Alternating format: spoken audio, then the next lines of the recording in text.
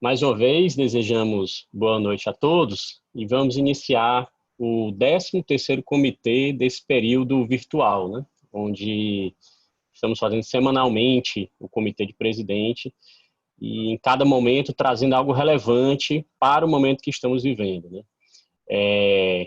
Fortaleza já está numa fase de transição, né, da abertura, né, foi anunciado pelo governador na semana passada.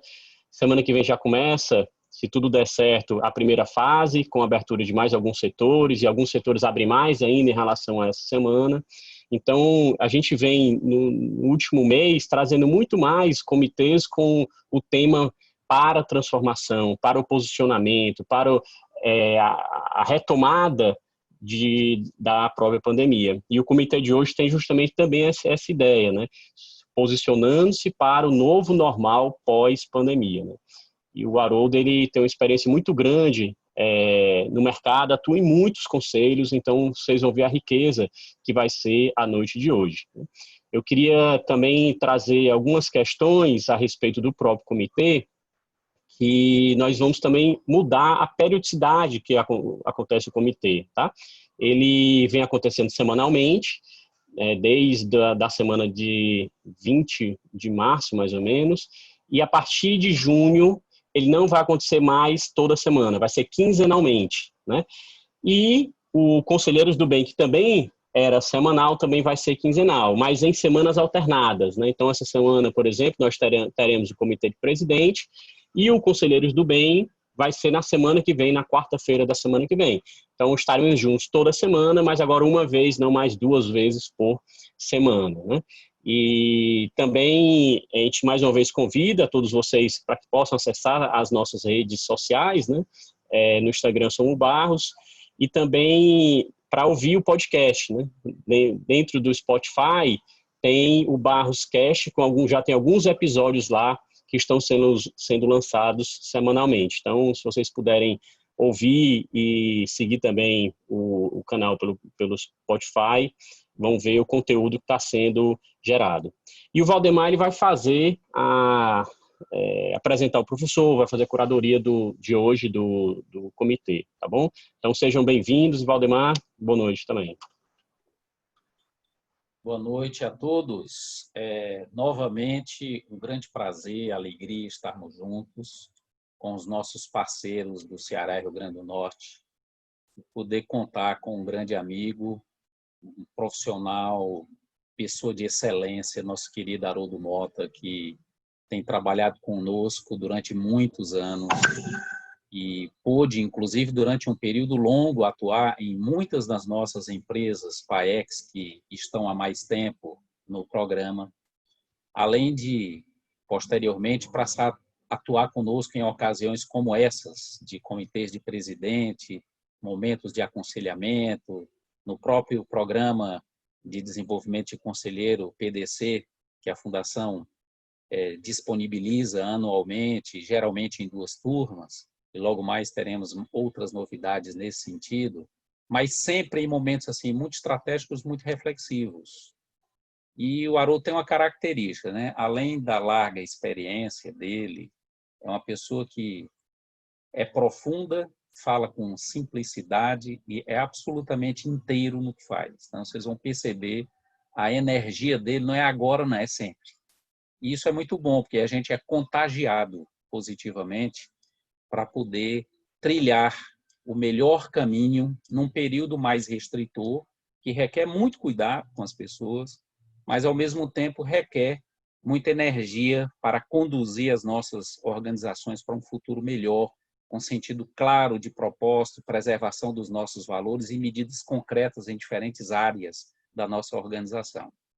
Eu vou mostrar aqui para vocês um quadro que resume um momento em que estamos juntos num processo evolutivo nesses 60 dias de pandemia e os nossos professores, inclusive, vêm passando nas 2 últimas semanas, na verdade, desde o início, a gente tem compartilhado muita experiência em função do que estamos vivenciando e produzindo uma modelagem evolutiva para a atuação nas nossas empresas no PAEX.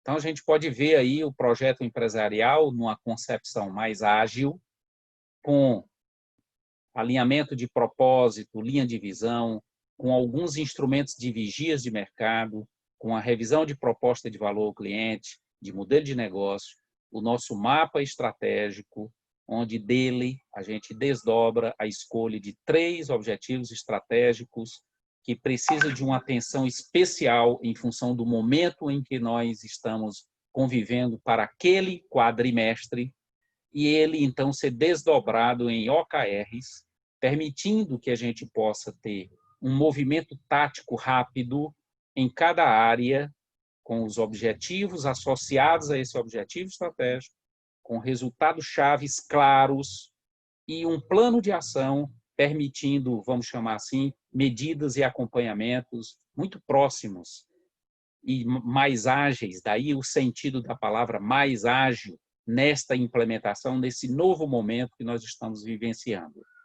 O mesmo levando para a execução, conjugando gestão estratégica e operacional com mais presença, portanto, 2 momentos quinzenais, que na maioria das organizações, inclusive, nós estamos fazendo isso, naturalmente agora sob uma nova concepção, permitindo que a gente possa avaliar esses resultados, mas a gente também possa avaliar esses projetos de curto prazo, com esses OKRs, para poder acompanhar de perto essas medidas transformadoras no curto prazo, com muito significado.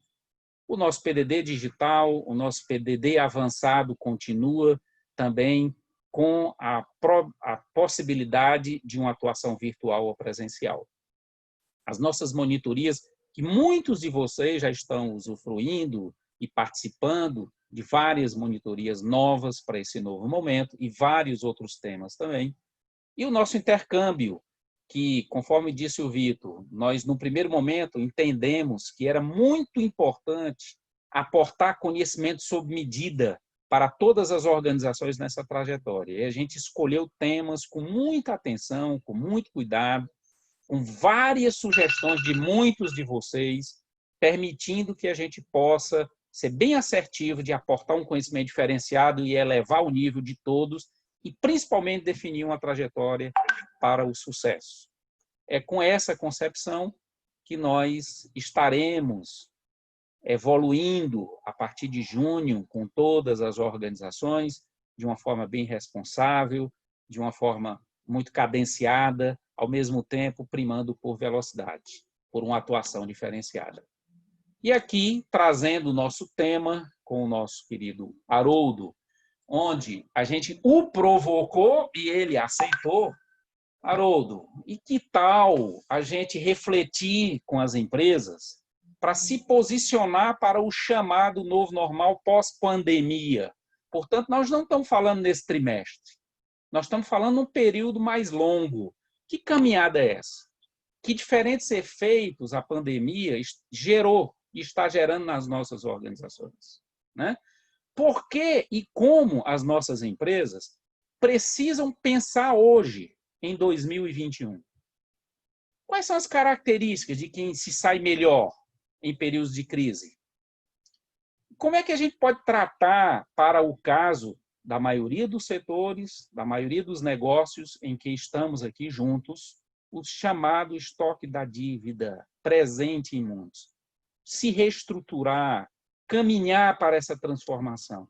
E como é que a gente pode melhor aproveitar essas oportunidades para retomada e com foco no crescimento? Essas são as provocações que fazemos ao nosso querido Haroldo. Por favor, usem o chat como de costume. Ele combinou conosco há pouco que vocês já podem, à medida que ele for falando, fazendo as perguntas, e eu vou interrompê-lo para poder ele interagir com a gente nesses temas. Assim como ele também tem liberdade de, a qualquer momento, fazer pergunta para ouvir experiências de vocês, que é um momento de troca, de compartilhamento de experiência muito bom. Seja muito bem-vindo, Haroldo. Prazer enorme e emocionante você estar aqui com a gente. Seu áudio está fechado, professor. Odemar, obrigado pelas palavras gentis aí, obrigado pelo convite, você, Vitor, Débora, aí, que me ajudaram a estruturar esse evento.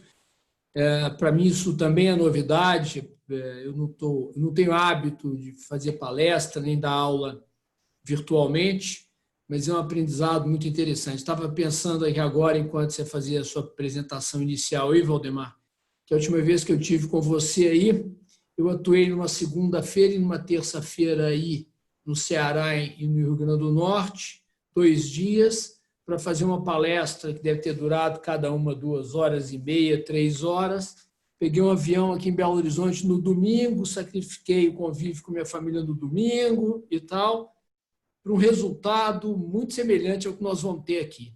Então, é extraordinário também a gente pensar sobre o lado da eficiência dos resultados. Eu tenho dedicado meu tempo, minha agenda, ultimamente, muito para conselhos de administração, tenho feito todas as minhas reuniões de conselho virtualmente e confesso a vocês que o resultado é equivalente ao presencial com uma produtividade muito maior. Eu tenho alguns conselhos que eu tenho, colegas, inclusive, de fora do Brasil, que vinham todos os meses ao Brasil para essas reuniões, estão fazendo nas suas casas em outros países e os resultados são extraordinários. Análises bem feitas, debates interessantes e, sobretudo, deliberações de qualidade, que é o propósito de uma reunião de conselho. Então, essas novidades me entusiasmam muito, né? E, no caso aqui meu, pensando do lado pessoal, me permite ficar com minha família, né? Passei hoje o dia inteiro em casa com minha família, lógico, trabalhando, mas próximo, almoçando. Seu áudio fechou, professor, de novo. Fechou. Então, há coisas muito boas nesse processo. Tem um lado muito negativo, a gente fica inseguro, a gente vê a tragédia de muitas famílias, mas há um lado muito positivo nisso. Bom, eu não vou me estender nessa introdução, vou fazer uma síntese rápida do que eu vou dizer para vocês. Brevemente, eu vou, só para criar uma moldura, o cenário macroeconômico. Vocês tiveram com o Gilmar há 30 dias atrás. Quero mostrar para vocês que os números que ele mostrou para vocês já estão desatualizados. Eu vou atualizar rapidamente, provavelmente daqui a 30 dias os meus estarão desatualizados. Ou seja, a incerteza que está pela frente exige que a gente se mantenha atualizado todos os dias. Então, eu vou colocar isso como uma introdução. Depois eu mostro para vocês em 3 fases o que as empresas estão fazendo e o que pretendem fazer. Quero mostrar uma pesquisa interessante da McKinsey que mostra, na crise de 2008, que foi muito profunda nos Estados Unidos, nos atingiu de maneira mais tênue, mas nos Estados Unidos foi muito profunda. Talvez o impacto na economia tenha sido equivalente ao impacto nesse momento na economia americana, numa pesquisa da McKinsey com 2.000 empresas, quais que as empresas saíram em vantagem e o que elas fizeram para sair em vantagem da crise. Eu acho que pode ser um aprendizado muito interessante para a gente. Depois eu quero discutir rapidamente com vocês a questão da liderança nesse processo, como é que a gente pode agir nesse processo, e sempre na perspectiva de finanças, que é minha área. Então, eu vou falar muito mais de gestão, mas vou falar um pouco de finanças também, né? Como é que a gente faz uma leitura muito rápida sobre a ótica de finanças diante dessa realidade. Então, é isso que eu quero conversar com vocês. Como disse o Valdemar, me interrompam à vontade, vamos fazer isso um encontro bem informal entre a gente aqui. Muito prazer, muito grande estar com vocês, já estive no passado com alguns de vocês, portanto, é com muito prazer que eu revejo alguns aqui, ok? Vamos lá, deixa eu colocar minha apresentação aqui. Deixa eu colocá-la aqui. Estão todos vendo aí minha apresentação? Já apareceu aí? Sim. Sim, professor, apareceu. Ótimo. Deixa eu colocar aqui o ponteiro aqui, ponteiro a laser aqui. Vamos lá. Então, é isso, gente. O tema aqui é o posicionando-se para um novo normal pós-pandemia. Ninguém sabe direito o que é um novo normal. Hoje, li um artigo no Valor Econômico de um empresário dizendo assim, não existe novo normal, coisa nenhuma, vai tudo voltar como antes. Palpite. Né? Muitas mudanças ocorrerão, a profundidade delas a gente realmente não tem o domínio. Mas há alguns sinais importantes que todo empresário, todo investidor precisa estar atento a isso. Então, começando, então, como eu disse a vocês, pelo ambiente macroeconômico, uma primeira preocupação de quem acompanha a economia é a questão do risco fiscal, do aumento do risco fiscal que a gente enfrenta, né? Nesses movimentos contracíclicos que o governo está implementando corretamente, de injetar dinheiro na economia, numa política monetária mais relaxada e num relaxamento fiscal também gastos públicos, apoiam a população menos assistida. O mundo todo está fazendo isso, o Brasil não está fazendo nada diferente de nenhum país do mundo. Nós estamos fazendo as proporções da capacidade do nosso país. O fato é que a gente está elevando muito o nosso déficit fiscal, chegando a um patamar, deve chegar a um patamar próximo a 90% do PIB, o que para um país emergente é muito elevado. Para vocês terem uma ideia, o Brasil já incomodava um pouco com seu déficit público, na ordem de 76% do PIB antes da pandemia, enquanto outros países emergentes tinham déficits no patamar entre 50% e 60%. O Brasil, portanto, já estava fora de um padrão razoável entendido pelos economistas. E isso se agrava certamente por causa dessas medidas anticíclicas, volto a dizer, fundamentais, necessárias, e que todas as economias do mundo fizeram. Mas é um ponto importante de atenção. A questão do desemprego, a gente já eliminou 1.100.000 postos de trabalho e a gente deve ficar com desemprego em torno de 12,6% da população ativa. Um país como o Brasil, que tem pouca rede de proteção social, é um número extremamente elevado, que pode se agravar. Tem muitas empresas que eu vou mostrar para vocês que estão num equilíbrio instável ainda e que pode ser que tenham ainda que demitir, e algumas podem, inclusive, ir à falência, né? Empresas que estão muito mal, que ainda estão vivas nesse momento por causa de alguns ajustes que foram feitos. Mas esses ajustes não garantem a sobrevivência delas, o que levará a mais demissão pela frente, né? Bom, essa crise pega a família brasileira com endividamento de 45% da sua renda, é muito relevante, sobretudo para uma economia que precisa do consumo para manter a atividade econômica. E esse endividamento certamente está aumentando com a crise. Muitas famílias estão elevando seu endividamento, como a renda caiu, alguns foram desempregados e tudo mais, é natural que recorram a créditos que eventualmente tinham e nem terão mais diante da perda do status de trabalho. Então, mas essas famílias já foram pegas antes da crise com endividamento extremamente, um comprometimento da renda muito relevante. Esse indicador é um indicador importante, é o IDP, investimento direto no país, mostrando como é que o mercado financeiro e o mundo reage à realidade brasileira de uma economia que se fragilizou, vem se fragilizando, com um cenário político muito instável, o desinteresse dos investidores trazerem capital para o Brasil. Esse índice é o nível de investimento, né, do mundo em papéis brasileiros, papéis de crédito, títulos de crédito, o mais baixo desde 2005, só 234 milhões de reais no mês de abril. Baixíssimo, praticamente portas fechadas aí. Resgate de investimentos estrangeiros na Bolsa, para vocês terem ideia, em março e abril, o resgate de investimentos estrangeiros na Bolsa de São Paulo, na B3, foi de 77 bilhões. O ano passado inteiro, o ano passado todo, esse número foi de 44 milhões. Ou seja, em 2 meses, a gente quase o dobro do que aconteceu no ano passado inteiro, mostrando a fuga de capitais do Brasil. Expectativa de queda do PIB é quase que um chute, dizer qual vai ser a queda do PIB, mas as estimativas giram entre 6% e 9% aproximadamente, alguns economistas falando em 10% de queda no PIB. Gigantesca essa queda do PIB em menos de um ano, considerando que a crise se instala no Brasil em meados de março, menos de um ano essa queda aí.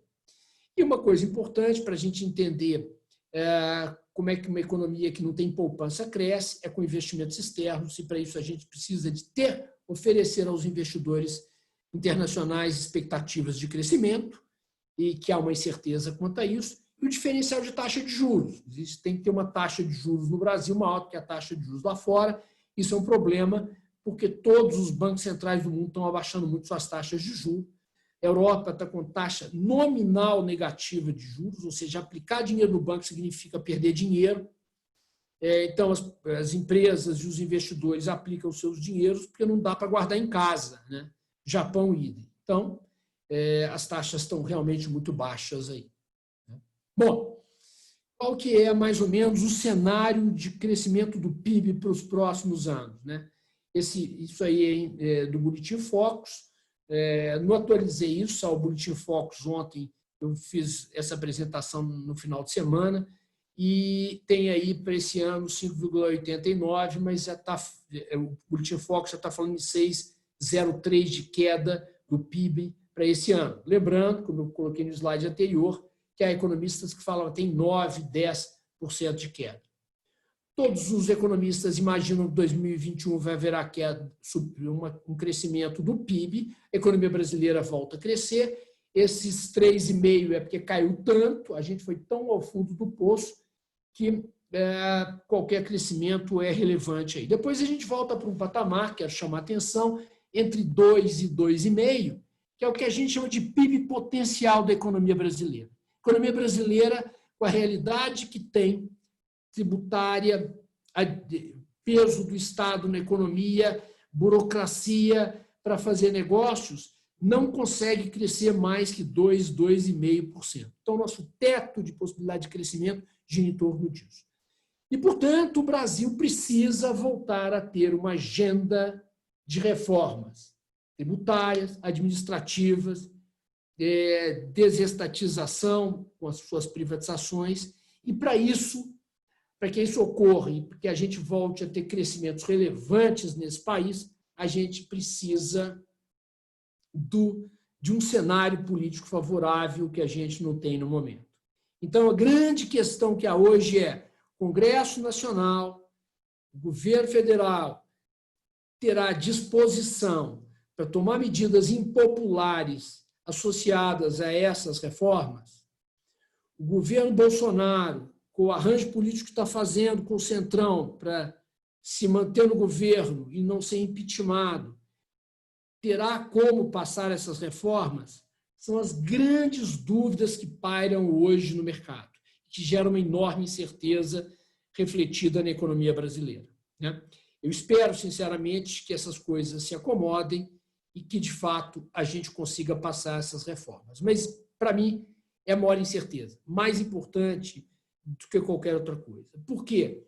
Se a agenda do Congresso Nacional for uma agenda mais voltada para o populismo, por exemplo, estender essas ajudas sociais que estão sendo dadas esse ano, que são importantes, mas se elas forem alongadas ou forem perenizadas, vai trazer problema para as contas públicas, vai gerar insegurança nos agentes econômicos e a possibilidade de voltarmos a crescer fica comprometida.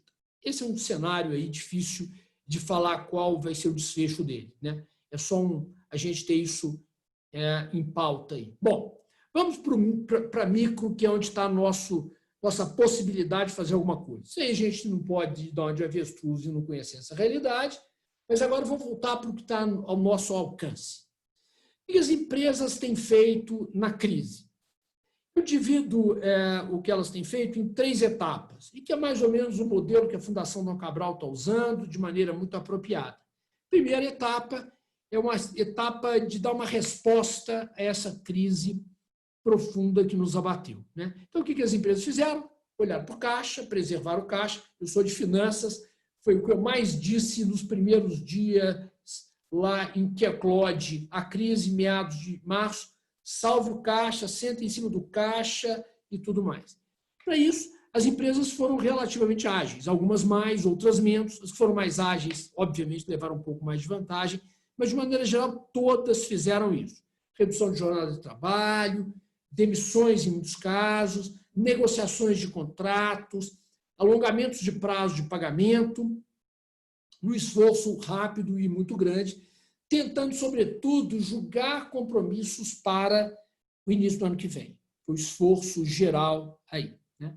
Isso, evidentemente, permitiu um equilíbrio, que eu, vendo na perspectiva dos modelos de finanças, de um fluxo de caixa, que vocês conhecem, que é a metodologia do PAEX, que eu tenho, aliás, orgulho de ter trazido essa metodologia de fluxo de caixa para o PAEX há muitos anos atrás, não vou falar quantos, senão vocês vão descobrir minha idade, mas o que aconteceu olhando para o modelo é queda muito grande da receita. Eu tenho um conselho de administração que a receita foi a zero, uma rede hoteleira que tem no interior de São Paulo. A receita foi a zero, literalmente a zero. Então, aí não tem nem caixinha gráfica para mostrar a receita. O que as empresas fizeram? Um esforço grande de corte dos gastos, né? Forte nos gastos. Com isso, o EBITDA, que é essa métrica de lucro contábil próximo ao conceito caixa, ficou muito reduzido, muito comprometido, ou em muitos casos ficou negativo. Ora, se ficou negativo, quem fecha essa conta? Aí as empresas partiram para cima dos fornecedores e falaram assim, eu preciso de prazo. Com isso, houve um alongamento do ciclo financeiro. Esse alongamento do ciclo financeiro deu uma folga para a necessidade de capital de giro. Quem já fez o PDD lá de finanças do PAEX sabe que quando eu aumento o ciclo financeiro, eu reduzo a necessidade de capital de giro, e essa redução da necessidade de capital de giro, desse animal chamado necessidade de capital de giro, está na operação, devolve dinheiro para o caixa. Devolveu aí. Por isso que eu estou colocando entre aspas aí, ó, esse positivo aí, né? Então, assim, a grande maioria das empresas conseguiu produzir esse efeito positivo da necessidade de capital de giro no caixa. Com isso, deu conta de pagar... Opa, o que eu fiz aqui? Espera aí, gente. Deu conta de pagar seus investimentos, desculpa o termo em inglês aí, máquinas, equipamentos, instalações. Óbvio que deu uma importante enxugada ou postergação desses gastos, e isso levou a um fluxo de caixa, que eu chamo de fluxo de caixa livre. Livre é porque a operação liberou isso, esse é o resultado operacional. E isso pode ter gerado um resultado positivo ou negativo. Muitas empresas conseguiram fechar a conta gerando um resultado positivo para isso. Mas a pergunta que vem em seguida é, mesmo que positivo, a equação continua. Eu tenho que pagar dívida. Veja que a dívida não está nessa equação. Então, as empresas tiveram que bater na porta dos bancos para renegociar essa dívida. Depois eu quero voltar aqui, seguindo minha explicação, para dizer o seguinte, percebam que o que salvou o caixa da empresa foi a redução de gastos, mas muito fortemente a redução da necessidade de capital de giro que injetou dinheiro no caixa. Reiterando, cai a necessidade de capital de giro, isso entra positivamente no caixa que está aí. Mas isso é temporário. Eu ganhei tempo para pagar o fornecedor, mas depois eu tenho que pagar essa conta ao fornecedor e as próximas compras não serão com esses prazos estendidos. Então, isso volta no efeito chicote, posteriormente a gente tem que estar atento a isso. Tem que haver gestão de necessidade de capital de giro na empresa daqui para frente. Porque senão, esse caixa, quando eu voltar a crescer, paradoxalmente, eu estou progredindo e vai ficar fortemente negativo. Tá? Bom, mas vamos voltar ao que estava falando. Esse fluxo de caixa pode ter ficado positivo ou negativo. Se negativo é um grande problema, porque atrasos maiores foram implementados. Mas se positivo, a pergunta é, deu para pagar a dívida? Provavelmente, em muitos casos, não. Ou na maioria dos casos, não. Porque essa queda de receita foi tão avassaladora que mesmo com o corte dos gastos e o benefício da expansão do ciclo financeiro, esse fluxo de caixa foi insuficiente, em muitos casos, para pagar o serviço da dívida. E eu vou para o meu próximo slide para falar qual que é a realidade da maioria das empresas brasileiras no período em que a crise eclode. Haroldo, E aí, pois não? Só voltando aí para ratificar um comentário que você fez, falta só um slide. Perfeitamente. Todas as nossas empresas do PAEX que já passaram pelo processo de estruturação financeira nas monitorias, tem hoje uma condição muito mais adequada de analisar a sua real situação, e aí, portanto, é mais cirúrgico nas medidas do que quem não tem essa estruturação, que para muitos de nós é óbvio, mas não é óbvio olhando o mercado, porque um número ainda expressivo não tem.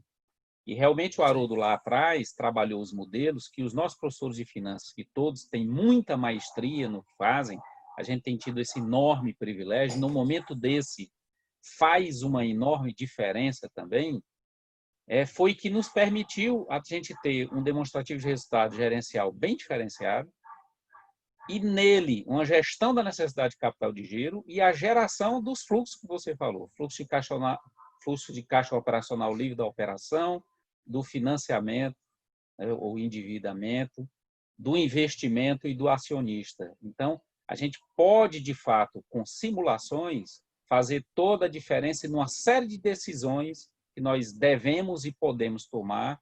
E aí era até muito interessante que alguém aqui presente pudesse comentar como é que você está lidando com isso logo após o exemplo que você citar. Você ia para o próximo quadro aí, fazer uma análise de alguns recados, algumas manchetes e tal, pelo que eu percebi, né? Exatamente. Obrigado, Valdemar, pela intervenção. É isso mesmo. Eu acho que esse modelo que eu estou mostrando para vocês aqui é um modelo que explica, diagnostica qualquer realidade da empresa. E ele tem duas dimensões. Uma, a corrente, que eu acompanho mensalmente através do meu orçamento, que eu também orço ele, e uma outra dimensão que eu quero falar um pouco mais na frente, que é a projeção desses números, que talvez seja o mais relevante. Ou seja, quando eu estabeleço meu plano estratégico, meus objetivos estratégicos, eu projeto essas variáveis para ver se meu plano estratégico mantém meu fluxo de caixa sustentável, equilibrado. Ou se não, como é que eu o equilibro? Preciso tomar dívida, eu preciso retardar o ritmo de crescimento, porque crescer em velocidade muito grande pode levar ao colapso da empresa. Quer dizer, então, assim, a empresa que tem esse modelo tem um diferencial importante. É, de fato, um modelo sensacional, que eu sou um grande entusiasta dele. É um modelo que a gente chama de fluxo de caixa indireto. Ele parte do resultado do modelo contábil para chegar literalmente no caixa da empresa. Certo? Obrigado pela intervenção. Mas aí, continuando, gente, eu estava explicando o que as empresas fizeram com essas variáveis, conseguiram a duras penas, apesar de quedas de receita que chegaram a 100% em alguns casos, 70% em outros, 50% em outros. Pouquíssimas empresas tiveram crescimento da receita, houve isso. Eu sou conselheiro numa rede de supermercado em São Paulo que teve crescimento de 19% na receita no mês de março e no mês de abril. Mas isso são exceções, tá certo? Bom, então o que eu estou querendo dizer agora é que, e com isso aqui eu tenho que pagar dívida. O fluxo de caixa livre da operação, o Valdemar chamou atenção que isso aqui é resultado da operação, é o fluxo de caixa operacional, ele é usado para pagar dívida. Por isso que na sequência lógica eu vou para essa manchete do Valor Econômico desses dias, que coloca lá, McKinsey mostra alto risco de endividamento das companhias abertas. Em síntese, pega uma amostra grande de empresas brasileiras, 256 empresas, 261 empresas, está aqui na manchete, e conclui que 55% delas foram pegas no início da crise com endividamento próximo ou superior a 3 vezes o seu EBITDA, que é uma métrica de mercado, uma referência que o mercado adota, é um número cabalístico que o mercado adota, cabalístico, né? Nem sempre funciona bem, então não assustem se vocês têm muito mais que isso, mas o mercado financeiro começa a acender uma luz amarela quando esse índice ultrapassa a 3 vezes o EBITDA. E essa pesquisa da McKinsey mostra que 256 companhias listadas na Bolsa têm índice acima ou igual a 55%. Mais da metade das empresas, então, foram pegas no limite do seu endividamento ou com endividamento superior. Esse é um grande problema, porque meu caixa, eu consegui equilibrar ele na operação, mas ele não deu conta de pagar a dívida. O que as empresas fizeram nessa sequência? foram para os bancos negociar a dívida. E aí, o que encontraram? O banco aceitando uma negociação a duras penas, mas pedindo taxas de juros mais altas e maiores garantias. Os bancos são perversos? Não. Os bancos são como qualquer investidor, são avessos a risco. Eu não sou defensor de banco, não trabalho em banco, nunca trabalhei com banco, mas eles têm uma lógica que é a nossa lógica. Na verdade, o que eles fazem é emprestar o nosso dinheiro. A gente não quer que eles tenham uma gestão temerária sobre o nosso dinheiro aplicado com eles.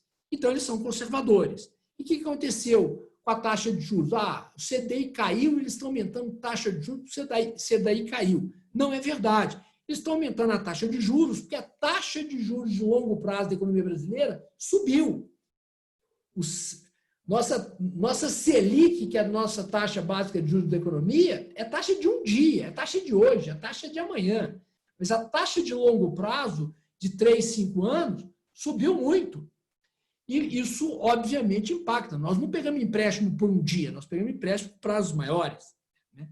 E outra referência para mostrar o agravamento dessa questão financeira foi esse CDS aqui, que é Credit Disposal Security, que é um indicador importante do mercado, que é uma espécie de um seguro que investidores estrangeiros no Brasil compram para assumir o risco de crédito Brasil. É uma espécie de um prêmio de risco Brasil. Olha a curva, como é que ela cresce aqui a partir da crise que se instala no Brasil aqui do coronavírus. Ela dá um salto e muda de patamar. Esses picos aqui, a reunião lá do Bolsonaro ministerial, o mercado é extremamente sensível a isso. Então, ela sai de um patamar antes da crise em torno de 100 basis points, isso aqui é 1%, corresponde a 1%, e vai a quase 3% nesse período aqui, um salto gigante. O custo do dinheiro subiu e, portanto, ficou tudo mais difícil.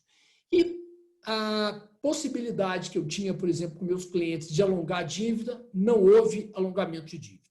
O que os bancos fizeram, e eu acho que eles fizeram a parte deles, não fizeram mais porque não queriam assumir risco de crédito, e volto a dizer, isso é racional, apesar de toda a injeção de dinheiro do Banco Central na tesouraria dos bancos, eles não aceitaram alongamento da dívida. E estão corretos. O que eles fizeram foi o que a gente chama de stand still.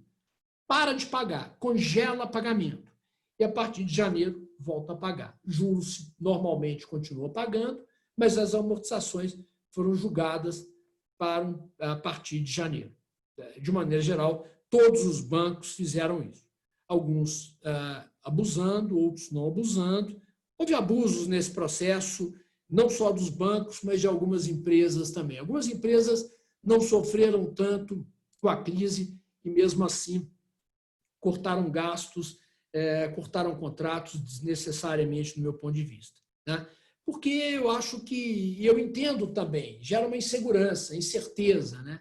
Eu acho que hoje as empresas brasileiras, as médias empresas brasileiras, trabalho muito com as médias empresas, são muito mais sensíveis a gastos do que no passado, do que há 15, 20 anos atrás. Hoje as empresas brasileiras gerenciam relativamente muito bem seus gastos, né? Sabem cortar na hora que tem que cortar. Isso é uma evolução que eu acho das empresas. Ainda tem dificuldade em investir, dificuldade em ser agressiva nos seus planos estratégicos em alguns casos, mas fizeram esse trabalho bem feito. Então, gente, essa etapa 1 foi cumprida, ela é temporária, ela não é definitiva, ela não estabiliza definitivamente por conta dos endividamentos que eu citei e por conta da variabilidade dessa NCG aqui, que vai voltar à normalidade, e ela volta com um efeito não positivo, como está aqui, mas um efeito negativo no fluxo de caixa. Que recomendação que eu dou aos senhores?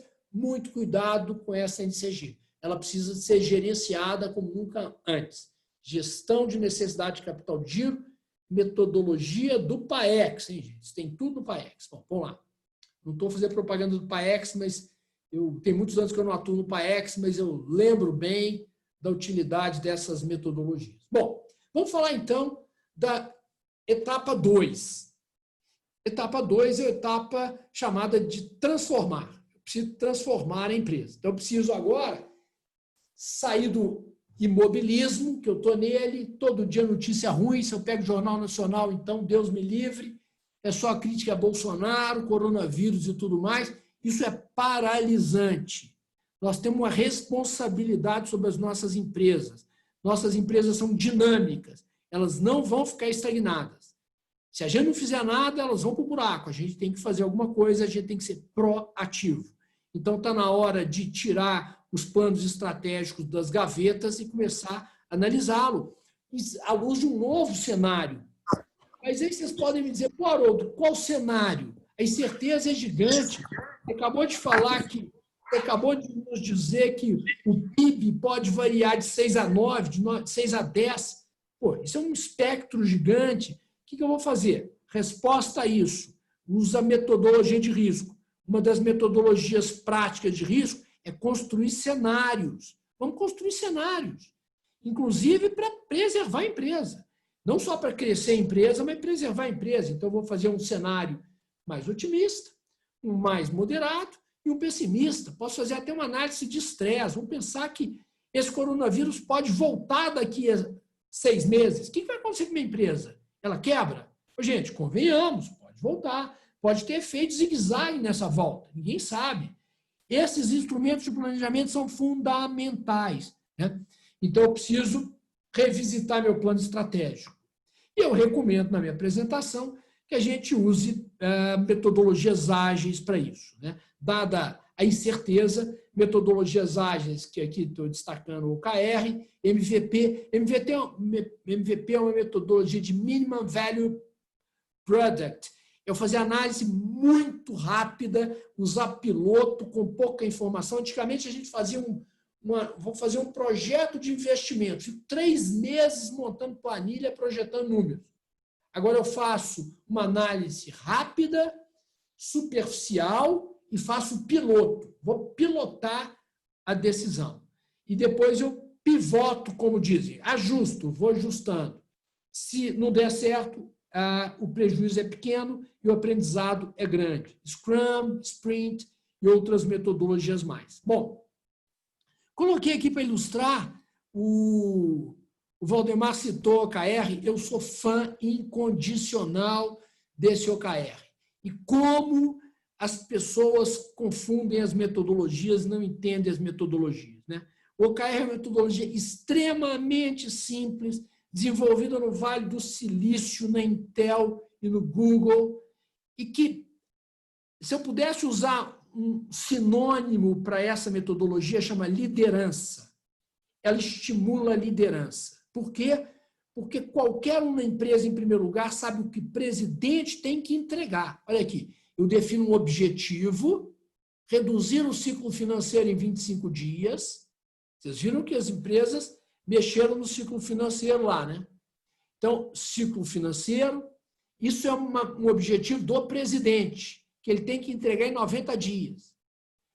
O que ele tem que entregar? Esse key results aqui é o que ele tem que entregar, entregável. Não é indicador, não, gente. Não é KPI, não. Não é KPI, é entregável. Ele tem que entregar um seminário, ele tem que entregar um comitê montado em 30 dias e ele tem que criar uma reunião mensal de avaliação. O time debaixo dele, quais são os objetivos de cada um e para que esse objetivo seja atendido, o que ele tem que entregar aqui embaixo. Quer coisa mais simples do que isso, gente? Aí tem sempre, eu tenho um conselho onde eu pedi que implantassem isso, um conselheiro amigo meu diz, pô, Haroldo, isso é vinho novo em garrafa velha.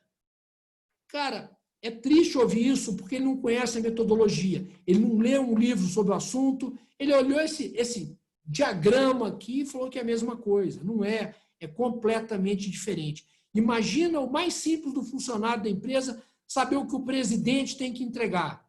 Ele acorda um domingo de manhã e fala, tem uma ideia, eu vou montar para mim um OKR com objetivo e o que eu vou fazer vai ajudar meu presidente a entregar. Isso é revolucionário. Isso é absolutamente revolucionário. Tá certo? Então, onde a gente usa até hoje metodologias do século passado, top-down, de cima para baixo, agora um simples funcionário pode criar um OKR e pode ajudar o presidente da empresa. e tudo de maneira transparente, clara, objetiva, dinâmica. Isso aqui pode mudar todo dia, diariamente isso pode mudar, não tem rigor. É desafiador. O pessoal da Google não trata isso nem no modelo de remuneração variável, porque é tão desafiador que muitos OKRs não são alcançados como se esperava, mas gera desafio, é desafiador. Todo mundo se compromete. Então, gente, eu estou citando isso tudo para dizer o seguinte: não adianta ter plano estratégico sem liderança. Isso aqui ajuda na liderança do processo. Então, minha recomendação nessa etapa 2 de transformação é resgatem os planos estratégicos, discutam eles, observam o ambiente externo que está em transformação, montem planos e utilizem metodologias como essa. Se errar, se tiver que fazer ajuste, porque o mundo é incerto e está mudando a cada dia, acabei de citar que o Gilmar apresentou números que já estão caducos em 30 dias. Pô, se isso aqui caducar, atualiza. Qual o problema? Né? Não precisa de ser rigoroso. Então, eu fiz esse comentário aí para dizer isso. Eu tenho que administrar meu tempo aqui, né, meu amigo. Eu quero contar uma história aqui para vocês interessante que aconteceu comigo o ano passado, que ilustra essa questão da comunicação e dificuldade de alinhamento. Eu fui dar uma consultoria numa empresa em São Paulo, lá no Brás, uma atacadista de vestuário, grande, tradicional. Eles montaram um conselho de administração e me convidaram para montar os relatórios para o conselho. Eu gosto muito de fazer esse trabalho, porque eu monto os relatórios e ensino os conselheiros de alta administração a ler os relatórios, fazer a leitura econômico-financeira da empresa em cima de relatórios. Aí eu fui conversar com o presidente da empresa. Quem me convidou para esse trabalho foi o conselho. Então, primeiro eu fui ao conselho, entendi qual era a demanda. Quando eu sentei com o CEO para conversar com ele, para montar os relatórios gerenciais, meu objetivo era montar relatório gerencial. Eu vi que ele estava desalinhado com o conselho. E nessa primeira reunião, um conselheiro independente me acompanhou a esta reunião, para dar legitimidade ao meu trabalho. E num dado momento da conversa, eu perguntei para ele, presidente da empresa: você sabe o que o conselho quer de você? Pasmem vocês. Ele parou, pensou e falou assim: não sei. O conselheiro independente que estava ao meu lado ficou vermelho de raiva. Falou assim: sabe sim, senhor. É só pegar a ata do conselho de 2 meses atrás e está lá que você tem que melhorar o fluxo de caixa da empresa em 20 milhões até 31 de dezembro na empresa. Isso foi no ano passado, 2019. Ele, coitado, constrangido, falou assim: isso não ficou muito claro para mim. Aí, quando eu percebi essa falta de alinhamento, eu fui lá para montar com ele um fluxo de caixa da empresa, que para mim é a espinha dorsal de qualquer relatório gerencial. Esse fluxo de caixa que eu estou mostrando aí para vocês. Eu falei, fiquei com pena dele, que ele ia rodar. Essa falta de alinhamento, quem vai perder o emprego? Não é o conselho, é ele que vai perder o emprego. Então, eu falei, deixa eu ajudar esse cara, bem intencionado, boa pessoa, boa alma. Falei, pô, deixa eu te ajudar aqui com o OKR. Eu tinha acabado de estudar o assunto OKR, lido um livro muito bacana sobre o OKR, e montei com ele no quadro branco dele, ajudei ele a montar os OKRs para ele conseguir. Primeiro expliquei para ele o que era o modelo de fluxo de caixa, né, como estou apresentando para vocês. Depois eu montei com ele um esboço de OKR. Ele ia sair de férias, dei o livro para ele ler. Ele voltou de férias e falou: Haroldo, você me salvou. Eu não estava conseguindo dormir. Agora eu estou com tudo estruturado, meu time está todo bacana, todo mundo sabe o que tem que fazer. 30 dias depois eu volto para o conselho para apresentar meus relatórios gerenciais. Falei, não vou perder a chance de dar uma cutucada nesse conselho, não. Aí eu virei para o conselho e falei assim: gostei muito da colaboração do diretor, do presidente da empresa, me ajudou muito, mas fiquei muito impressionado. Isso o conselheiro independente que estava na reunião estava lá também. Fiquei muito impressionado por ele ter dito que não havia clareza para ele, que o objetivo dele era melhorar o fluxo de caixa da empresa em 20 milhões. Aí deu aquele burburinho na sala: como não, não sei o quê. Todo mundo contestando o diretor, o presidente, que não estava, obviamente, na reunião. Eu virei para o conselho e falei assim, vem cá, gente, vocês sabem como melhorar o fluxo de caixa da empresa em 20 milhões? Um silêncio sepulcral na sala. Ou seja, não sabem. Por quê, gente? Porque não tem uma linguagem padronizada que o Valdemar acabou de falar. Entendeu? Então, o conselho deu uma ordem de melhorar o fluxo de caixa, sabe o que é o conceito, sabe que são 20 milhões a mais no caixa, mas não sabem como fazer, não sabem como orientar. Então, e se coloca numa posição arrogante de falar, pô, faça, pô, ajuda a fazer, vamos discutir o que é isso, quais são os desafios para isso. Estou contando essa história, é porque o OKR, essa bobagem em termos de diagrama, em termos de metodologia, é revolucionária nisso que eu estou falando. Clareza, alinhamento, liderança, execução. Tá certo? Então, gente, não subestimem essas ferramentas, porque elas são extremamente importantes. Bom, vamos continuar aqui. Terceira etapa, agora eu tenho um plano, eu tenho também que estar atento ao novo normal, o mundo mudou, né? Então, agora eu tenho um consumidor absolutamente diferente. Minha mãe, por exemplo, tinha pânico de entrar no home bank, minha mãe tem 81 anos, usa a internet, conversa com as amigas, mas não tinha coragem de entrar no home banking para pagar conta, para transferir dinheiro, para fazer nada. Aprendeu, está adorando. Você acha que minha mãe vai de 81 anos vai pisar num banco de novo? Jamais, mudou o comportamento completamente. Muitas pessoas vão mudar nesse sentido. Eu experimentei ficar 70 dias que eu já estou na minha casa de fim de semana aqui em Nova Lima, do lado da Fundação Dom Cabral. Vocês acham que eu vou querer pegar um avião para uma reunião de conselho lá no Rio Grande do Sul? Lógico que de vez em quando eu vou, mas não preciso de todo mês. Então, isso tudo é uma mudança extraordinária que está acontecendo, que vai mexer com as empresas. O consumidor mudou. As cadeias de suprimento estão mudando. Olha aí, a Unilever dará consultoria a restaurante. Essa é a notícia dos últimos 15 dias no Valor Econômico. Hospitais ajudam a empresa a criar uma nova rotina de trabalho, ganhando dinheiro com isso, ajudando lá com protocolos de proteção aos colaboradores, que é algo importante. Grandes marcas ignoram varejistas. Eu estou falando de supermercados, meu amigo. A PepsiCo está fazendo venda direta, vai passando supermercado. Uma coisa inimaginável.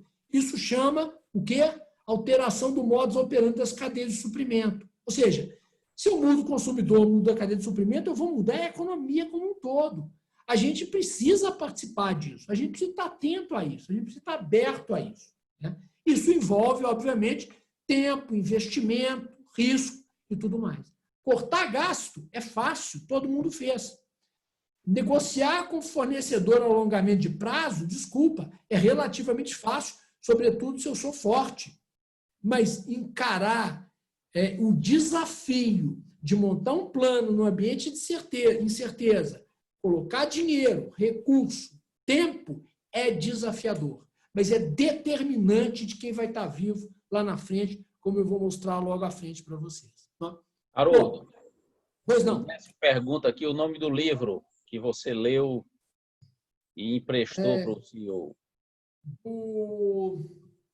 Eu vou olhar aqui e falo para vocês. É do John Doerr. John Doerr. D-O-E-E-R. John Doerr. O título não estou me ocorrendo aqui, mas eu falo, daqui a pouco eu olho aqui para vocês na Amazon e falo. John Doerr, tá? Que foi um dos criadores do modelo lá na Intel e na Google. Tá certo? Livro que vale a pena ser lido. Mas não leiam com preconceito de falar que é vinho novo em garrafa velha, por favor, gente, tá bom? Bom, vamos lá. Essa é uma pesquisa bacana da KPMG que mostra o seguinte, aquilo que eu comentei, a gente tem discutido muito se a recuperação vai ser em V, vai ser em U, né? Algumas empresas vai ser em V, em algumas empresas vai ser em U, né? É o que fala essa pesquisa da McKinsey aqui. A McKinsey divide empresas em 4 setores, nesses 4 setores, e ela diz o seguinte, ó, algumas empresas vão continuar crescendo, foram pouco impactadas pela crise, então não tem nem V nem U, elas já estão bem, empresas que vão se beneficiar muito disso, de não terem sofrido muito com a crise. Estou falando de farmácia, estou falando de supermercado, que eu conheço até muito bem. Educação digital não vai sofrer, obviamente. Aquelas que vão retornar ao normal com um certo tempo, segundo a KPMG, a inflexão, ponto de retomada da renda vai se dar lá em 2022. São empresas vistas como essenciais e que sofreram muito com a recessão, como, por exemplo, transporte rodoviário. Não tem ninguém se locomovendo. Então, o transporte rodoviário de passageiros, mesmo urbano, estão sofrendo muito. Telecomunicações sofrendo muito. Tecnologia de uma maneira geral. Mas vão se recuperar rapidamente. Então, voltam um retorno da normalidade rapidamente. Aquelas vão ter que se transformar, né, para reemergirem. Estou falando de turismo, estou falando de lazer, que sentiram muito e vão ter que se reinventar. E aquelas vão ter que, segundo a KPMG, vão ter que se reiniciar do zero. Aeroportos, hotéis, varejo tradicional. Estava vendo uma entrevista com o CEO das lojas 100 no interior de São Paulo, que é um case fantástico, uma empresa familiar, não tem e-commerce, crédito que dá para os consumidores é crédito próprio do dono da empresa. Ele dizendo que não vai querer e-commerce. Eu fico muito apreensivo que ele não tem um e-commerce como alternativa para o cliente dele. Loja 100 é varejo de eletrodomésticos, né? Numa disruptura do tamanho que está, mesmo que ele continue com esse modelo de negócio que é sensacional, uma proposta de valor intimista com o cliente dele, ele não pode não dar ao cliente dele uma opção de um canal digital, né? Então, isso é relevante. Bom, então, isso é para dizer assim, cada caso é um caso, a recuperação vai ser distinta para cada empresa, estejamos atentos ao cenário, façamos os nossos planos, façamos os nossos deveres de casa aí, né? Quem começar a olhar primeiro para frente levará vantagem. Isso aqui é uma pesquisa da McKinsey, que eu comentei com vocês na minha introdução, que é extremamente interessante, porque ela pega a crise de 2008 nos Estados Unidos, como eu comentei, que foi muito grave para a economia americana, e pega uma amostra de 2.000 empresas. E ela chega às seguintes conclusões. O êxito daquelas que saíram melhores, elas destacam as que saíram melhores, se deveu à atitude das empresas. Ou seja, não colocou a culpa no ambiente externo. Assim, o que eu faço para me dar bem? Eu, como conselheiro de administração, meus amigos, eu penso o tempo todo o que minha empresa, a empresa onde eu sou conselheiro, pode fazer para sair com mais musculatura lá na frente. É isso que a gente tem que estar pensando aqui, né? Os líderes dessas empresas tinham uma mentalidade clara ao longo do ciclo do pós-crise. Elas estavam preparadas para modular seus gastos no curto prazo, isso todo mundo fez, recuando em algumas áreas. Eu tenho um conselho que é rede de varejos, que nós fechamos lojas definitivamente. E olha que interessante, meus amigos. Olha como é que essa crise está clareando algumas coisas que a gente não enxergava antes. Essa rede de varejo, que eu sou conselheiro, tem 150 lojas de eletrodomésticos. Dessas 150, 50 estão fechadas por deliberações municipais lá. Sabe qual é a queda da nossa receita? 8%. Ora, será que eu preciso dessas lojas físicas? Será que essa crise não está me mostrando que eu não preciso delas? O presidente da Petrobras diz outro dia que o home office está mostrando para ele de maneira contundente que ele não precisa de 50% dos colaboradores da Petrobras. Pô, a gente já sabia disso, né? Mas fica tudo muito mais evidente. Olha que interessante, se eu fecho 1/3 das minhas lojas e eu só caio 8% da minha receita, eu tenho que repensar meu modelo de negócio, inexoravelmente. É óbvio que no caso desta empresa, a gente foi beneficiado pelo e-commerce que a gente já tinha, os canais digitais que a gente já tinha, que foram muito fomentados na crise. Lógico que depois do coronavírus, vai ter um rearranjo. Essas empresas, essas 50 lojas, vão contribuir com a receita numa proporção maior do que deixaram de contribuir agora. Mas é uma reflexão importante, fundamental, né? Então, recuando em algumas áreas é importante, mas aumentando em outras. Não podemos fechar os olhos para isso. Crescimento é fundamental, ao mesmo tempo em que protegem suas capacidades de inovação e vendas. Não podemos, nesses cortes que fizemos, perder a capacidade de inovação e venda, nosso conhecimento acumulado. Não podemos perder isso, né? E muito no desespero, na insegurança, da incerteza da crise, eu acho que algumas empresas abusaram dos cortes, algumas. Outras abusaram no sentido de não precisar e forçar a relação com os stakeholders, né? Eu tenho clientes que reduziram meus contratos e eu sei que os fluxos de caixa deles não estavam tão comprometidos. Eu acho que é uma perda. Poucas empresas fizeram o que eu acho que devia ter feito nesse caso. Haroldo, precisamos mais de você. Não vamos aumentar a sua remuneração, mas eu preciso mais da sua ajuda, né? Olha a preocupação, olha como é que é fácil cortar gasto, né?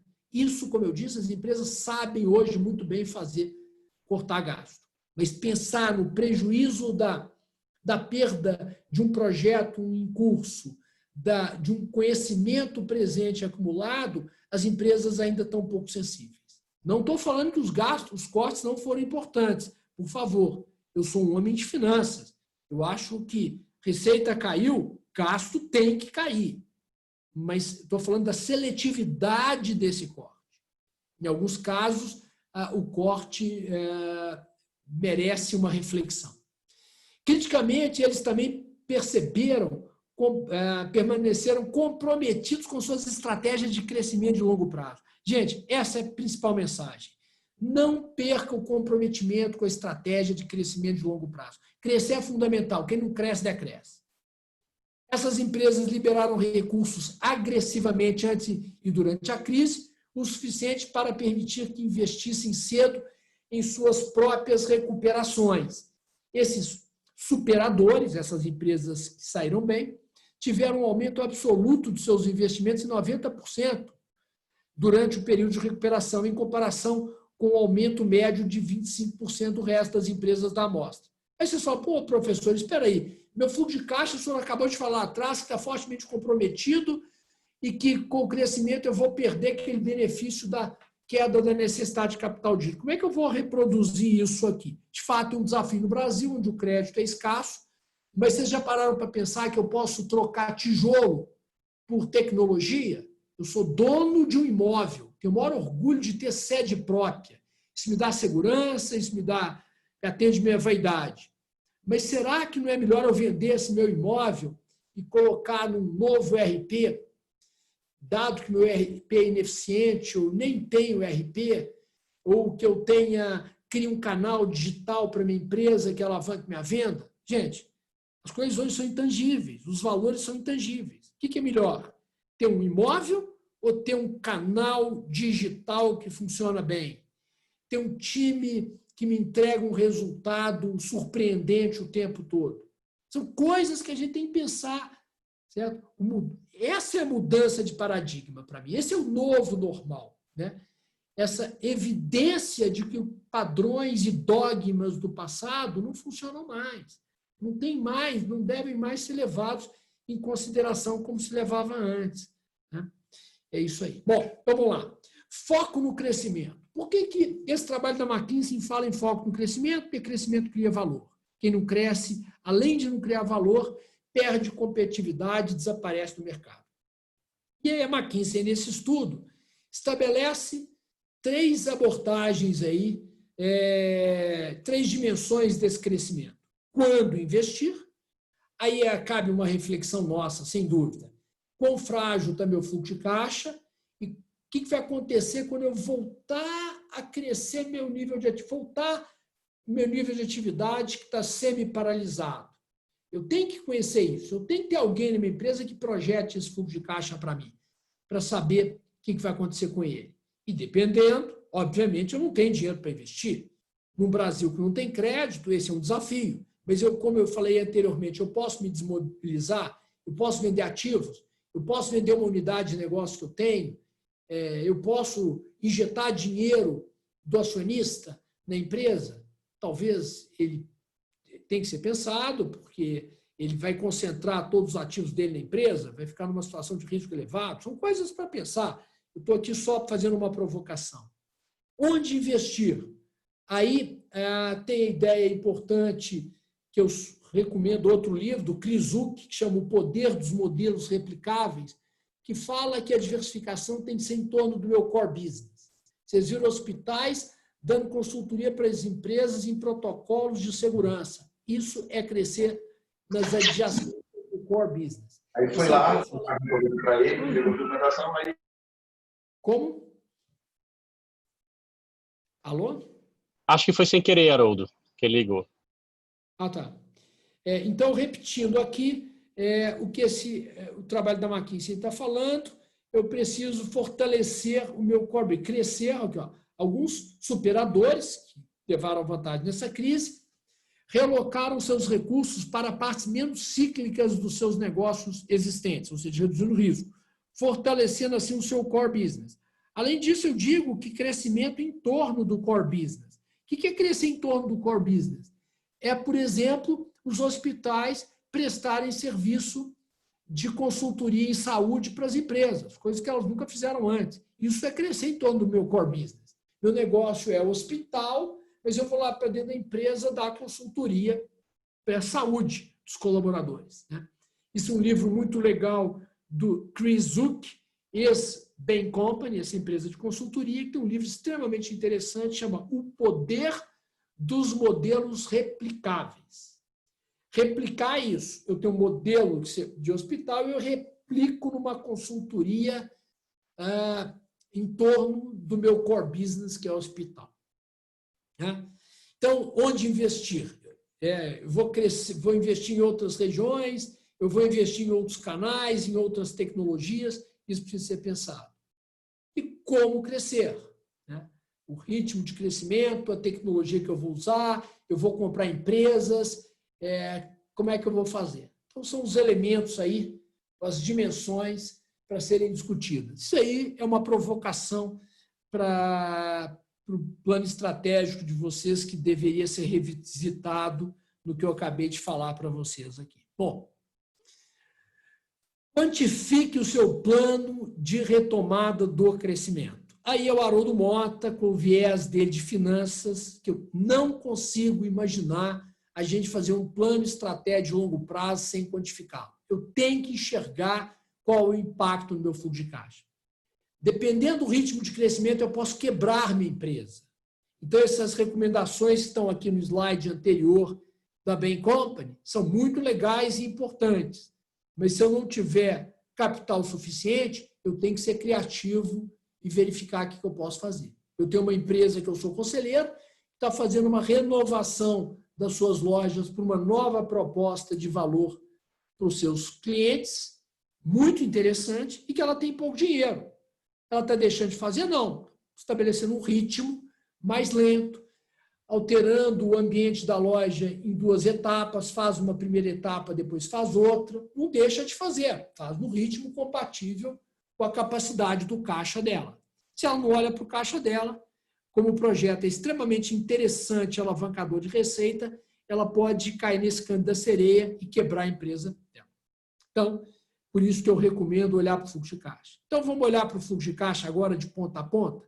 Então, vamos lá. Começo pela minha receita, né? As possibilidades que eu tenho, novos mercados, novos canais, novos negócios. Acabei de falar aqui da PepsiCo, que está vendendo direto para o cliente. Falei de hospitais. Falei da Unilever, que está dando consultoria para bares e restaurantes. O que é isso? Ela quer ganhar dinheiro com isso? Não, ela quer pôr o produto dela lá dentro, quer que aquele player seja sustentável, que não morra. Talvez a mortalidade de bares e restaurantes seja tão grande, ele esteja preocupado com isso. Mas perenizar um cliente. Né? Custos. Né? medida de eficiência na cadeia de produção e processos industriais, ou seja, de quem eu compro, como eu compro, em que condições eu compro. Eu posso mudar a minha relação com a cadeia de suprimentos? Né?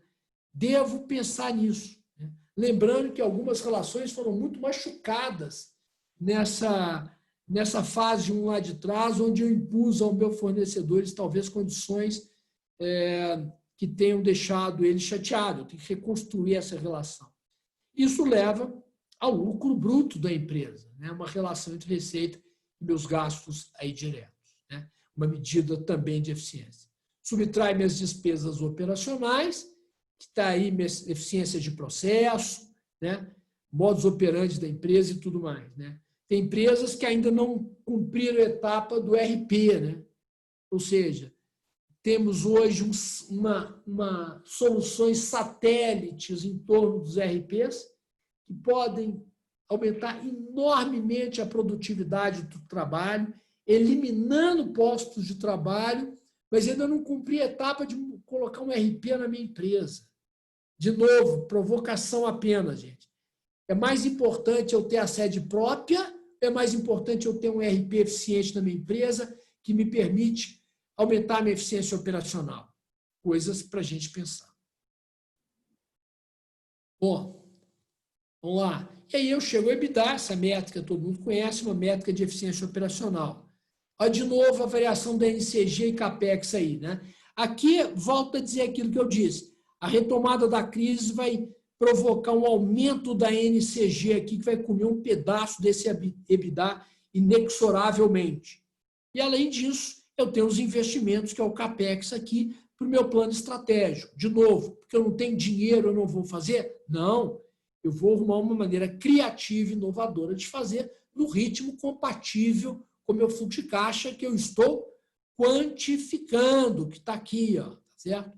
Bom, eu chego, então, ao free cash flow, que é aquele fluxo de caixa livre lá, que o Valdemar chamou de operacional, que ele tem toda a razão, isso aqui é o resultado do meu negócio, está todo espelhado nesse simples diagrama. Eu subtraio o meu fluxo de caixa de dívida e chego ao bolso do acionista. No meu plano, esse fluxo de caixa aqui pode ser negativo, pelo crescimento do CAPEX. Se eu arrumar dinheiro para injetar aqui de dívida, compatível com o que eu vou gerar de EBITDA no futuro, é uma solução. Mas vai ser difícil, porque hoje, pelo menos hoje, conseguir linhas com prazos superiores a 2 anos a taxas razoáveis é difícil. Eu vou ter que me virar com a minha operação, vou ter que ser eficiente da minha operação. Tá?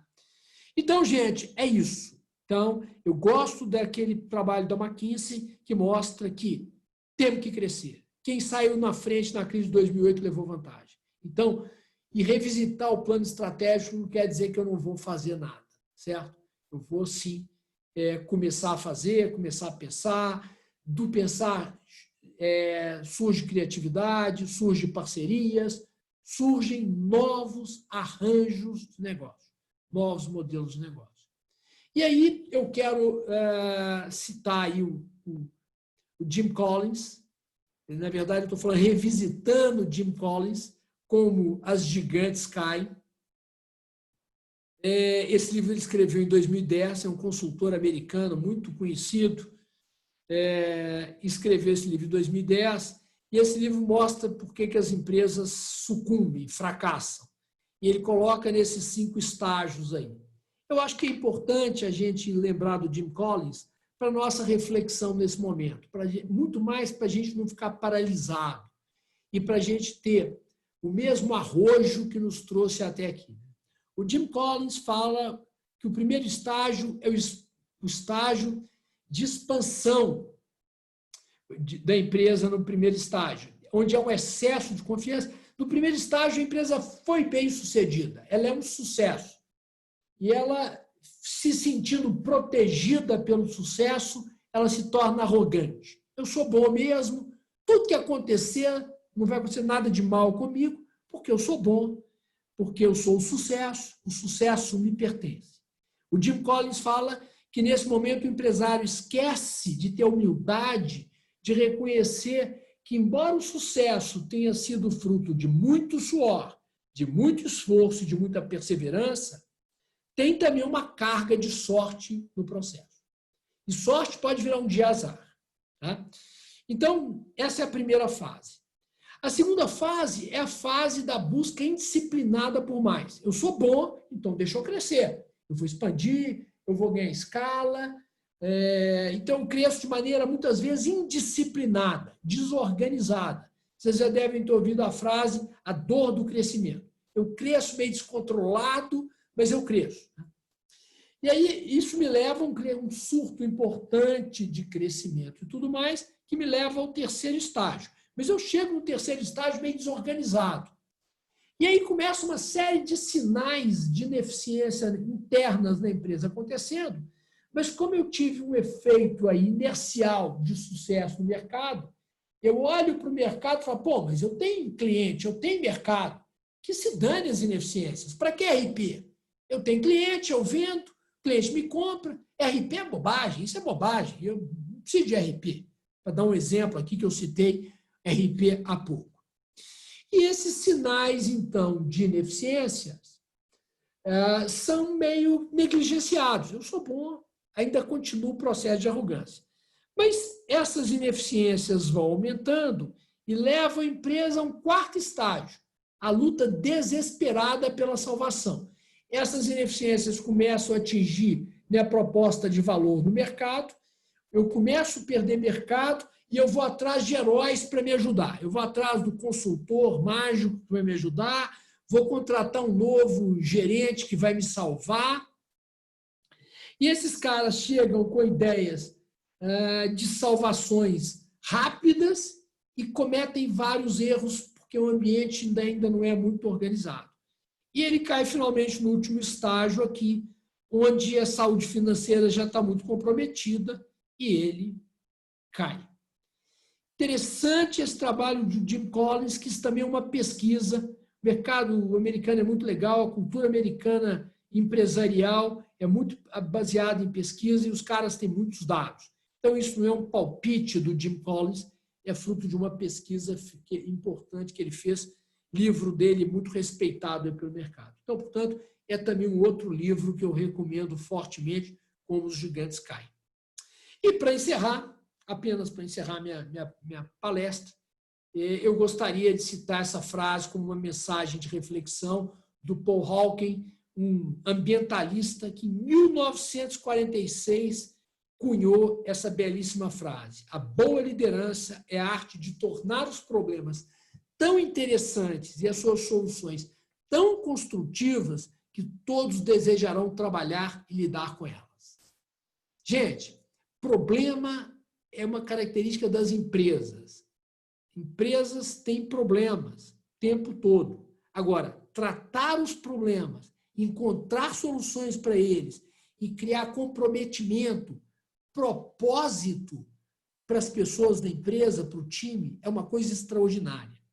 Eu me sinto profundamente motivado pensando nessa frase do Paul Hawken aí. Eu me baseio minha carreira nisso aqui. Adoro discutir problemas, adoro usar metodologias para organizar os problemas, porque eles são complexos. Sem metodologia é muito difícil resolvê-los. Então, hoje, a gente tem que ter humildade de aprender as metodologias e, a partir dessas metodologias, organizar e tornar isso aqui uma coisa deliciosa, trabalhar na solução dos problemas. Então, basicamente, essa é a minha apresentação, e apenas para conectá-los aí com a realidade de vocês, eu queria apresentar aqui um diagrama que me foi apresentado aqui pelo Valdemar, da Fundação do Cabral e da Barros, Soluções em Gestão, que é muito interessante, que reflete de uma certa maneira, eu diria que em termos práticos, é uma metodologia de organizar essa frase que eu acabei de dizer. Então, olha que interessante essa metodologia. Isso aqui é um processo, tá certo? Da esquerda para a direita. Deixa eu colocar aqui a ponteira laser aqui para eu conduzir aqui. Né? Eu não domino, se eu desenvolver essa metodologia, então o Valdemar pode me ajudar. Isso aqui é um processo que vai chegar aqui, ó, em criar bases para reflexões estratégicas que conduz aquilo que a McKinsey falou que é um sucesso. Então, o que vocês estão vivendo hoje, né? Vocês estão vivendo hoje uma gestão de crise, onde vocês criaram um comitê, todo mundo fez isso, o caixa sendo preservado, cuidado com as pessoas, uma preocupação com comunicação e alinhamento, né? Proteger a saúde das pessoas e o caixa aqui, né? Numa postura ética muito correta, uma responsabilidade social das empresas importante. Cuidar das relações, construir stakeholders estratégicos. Será que a gente teve essa preocupação? Todos nós tivemos em construir stakeholders estratégicos? Eu faço uma consultoria no hospital em Brasília. Nos primeiros dias de abril, a presidente do hospital me ligou e falou: Haroldo, eu estou apavorada com a nossa realidade financeira, porque a crise tirou todos os nossos pacientes, cirurgias eletivas, consultas médicas, estamos preparados aqui para receber pacientes de coronavírus, e até hoje nós não temos um paciente de coronavírus. O que aconteceu? Nossa receita está baixíssima e o custo fixo do hospital é gigante. Esse hospital tem 250 leitos, não é um hospital pequeno. Então, Haroldo, eu vou ter que rescindir o nosso contrato, porque eu tenho receio que eu não possa te pagar. Falei, não, de jeito nenhum você vai rescindir o contrato comigo. Você não tem que me pagar nada. O momento é de solidariedade. O que é isso? Vamos trabalhar junto. E eu estou aí para o que der e vier. Pô. Vamos trabalhar. Amanhã, ela me ligou no domingo à noite. Segunda-feira, eu quero te ajudar, vamos fazer uma reunião com o time, alinhar um plano e vamos tocar. Nesse caso específico, olha que loucura. Ela não tinha aquilo que o Valdemar falou, uma visão de fluxo de caixa projetado. Embora eu já tivesse montado isso para ela, ela não lia. Olha que coisa maluca. Não adianta ter também não ler, né? Precisa dos rituais.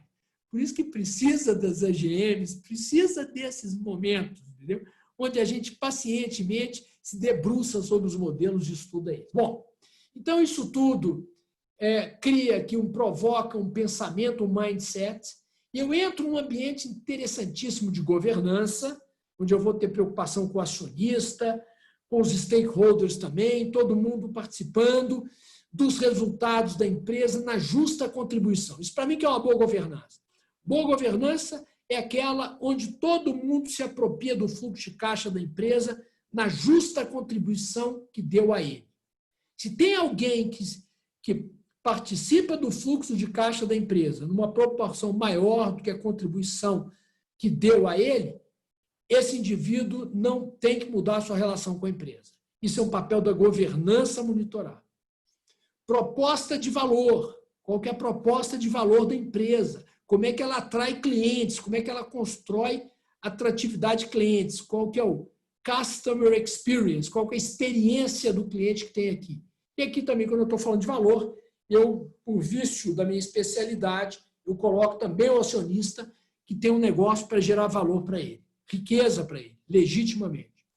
Isso provoca nessa mudança vertiginosa pela qual a gente está passando, uma discussão do modelo de negócios.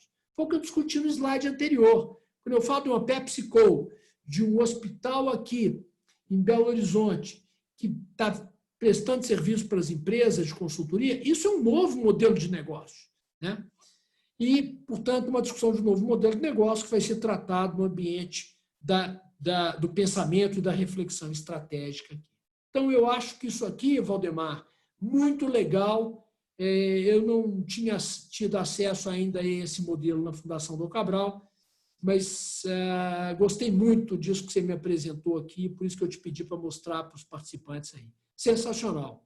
Metodologia, gente. O mundo é complexo demais para a gente não ter metodologias para conduzir as coisas. Aqueles que falam que administrar é fácil, gerenciar é fácil, tá certo? Estão cegos. Isso não é verdade. Isso é uma ilusão. Bom, é isso. Estou aberto a perguntas. Eu me empolgo e vou indo embora, gente. Vou indo embora. Desculpa aí. Haroldo, muito obrigado aí por nos tratar esse tema complexo com a clareza tão grande, com reflexões tão importantes para a gente, né? E essa finalização permite que a gente possa absorver uma série de recomendações e de sugestões que você fez, com alguns cuidados nessa trajetória, em que, de fato, a gente está trabalhando essas 3 fases, e tivemos esse movimento, em especial, abril-maio, de identificação dos desafios em cada fase, saindo daquele momento de plano de contingência e comitê de crise, já para olhar a trajetória. E em algumas já deu para evoluir, de associar esses desafios ao mapa estratégico e escolher poucos objetivos estratégicos e poucos indicadores mais vitais para que eles possam ser olhados mais de perto com as iniciativas estratégicas que os viabilizam e as metas que se viabilizam. Isso num movimento. E o próximo passo de quem já passou por isso é exatamente o de permitir que, com estes objetivos estratégicos priorizados do mapa estratégico, eu possa derivar e definir os objetivos para o OKR, os resultados esperados com seus entregáveis e os planos de ação. Aí eu linko os 2 modelos. E neste eu estou olhando o curto prazo, estou olhando o dia a dia. E como você muito bem colocou, quem usa esse modelo não atrela ao sistema de remuneração variável, porque dá liberdade para, inclusive, mudar. Ele é dinâmico, você pode mudar semanalmente, diariamente, desde que você esteja realmente exercendo uma liderança com a equipe para fazer acontecer. Então, isso é muito interessante, a gente poder ter essa visão diferenciada neste momento e, de fato, olhar um pouco mais longe, né? Olhar para o que você chamou aí de o momento, de terceiro momento mais de reinventar, né? Muito interessante. Mas é interessante a gente aproveitar aqui esse momento e ouvir dos presentes alguma dúvida, alguma pergunta, algum comentário, né? Quão lúcido foi para você, qual o proveito desse aprendizado nesse momento, acho que valeria a pena, ou compartilhar a sua experiência pessoal. Como é que eu estou me vendo? Como é que nós estamos percorrendo essa trajetória juntos, né? Então, seria muito interessante a gente ouvir um pouco aí alguns. Convidamos aí para que alguns possam se pronunciar. Como também podem usar o chat.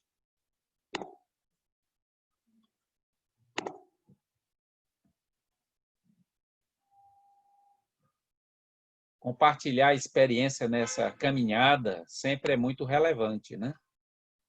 Quem gostaria de compartilhar?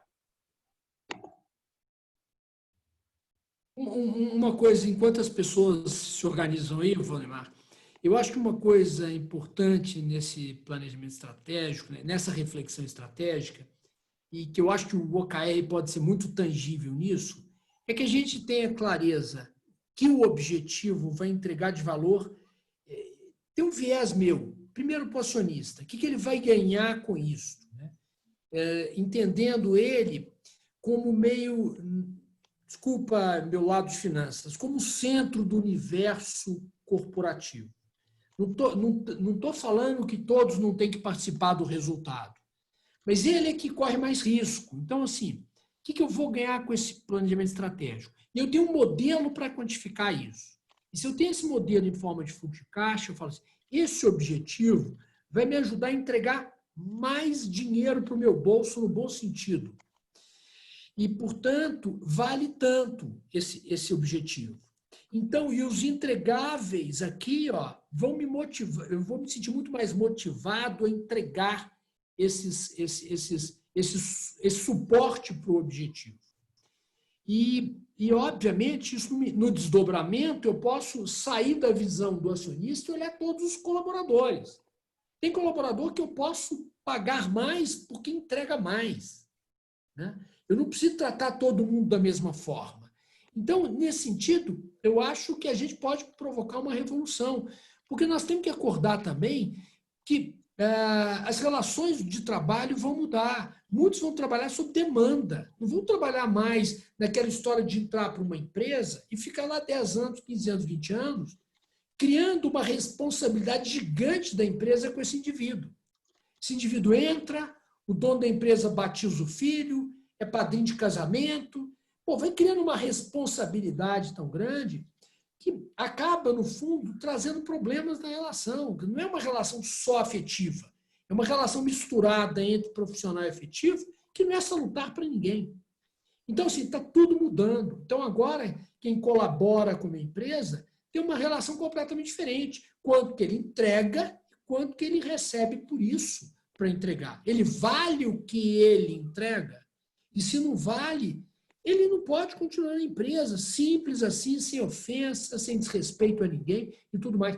Só um exemplo de mudança, essa clareza, essa transparência e tudo mais. Eu acho assim, quando eu falo a gente revisitar o plano estratégico, não é uma coisa abstrata. Eu quero dizer o seguinte, é uma coisa para entregar mais riqueza para os acionistas e para quem ajuda os acionistas a entregar aquilo ali. Eu acho que essa é a mentalidade que tem que vigorar. Sem dúvida.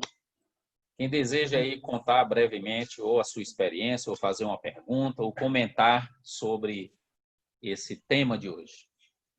Valdemar. Odécio, seja bem-vindo e conforte.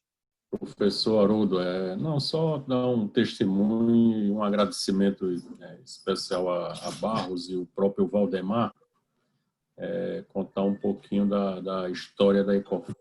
Com o apoio do Valdemar participando do comitê de crise no início, e a gente foi muito rápido, a Ecoforte é uma empresa realmente muito rápida, é uma empresa pequena e é uma gestão rápida. A gente foi no Vale do São Francisco, a primeira empresa a se adaptar ao Covid, seja no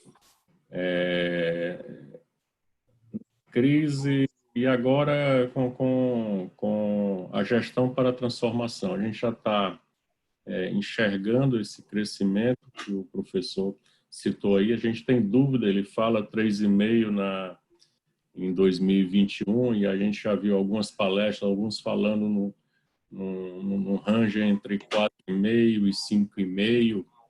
E aí também toda a questão de pessoas, da proteção das pessoas, de contar com a equipe e graças a Deus com apoio. Aí é um agradecimento, mais um agradecimento e um testemunho de quanto foi importante a Barros e a Dom Cabral nessa gestão da crise, na crise e para a transformação. Muito obrigado.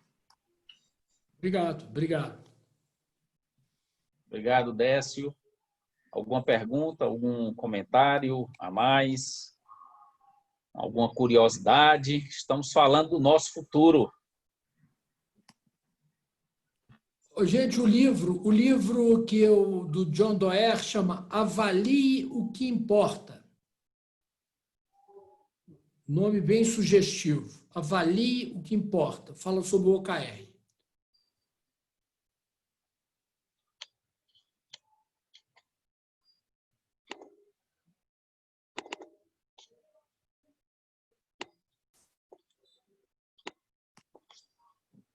Muito bem, pessoal, você foi muito claro, foi muito didático, né? E poderemos aproveitar aí alguns minutinhos finais para alguma abordagem, alguma lembrança de algum ponto, né? Ou alguma pergunta ao professor. Sabemos que vivemos num período de altíssimo nível de incerteza, e aí, como você muito bem colocou, quão vital é que a gente possa ser rápido. O lado atitudinal, ele é muito importante nessa trajetória, né?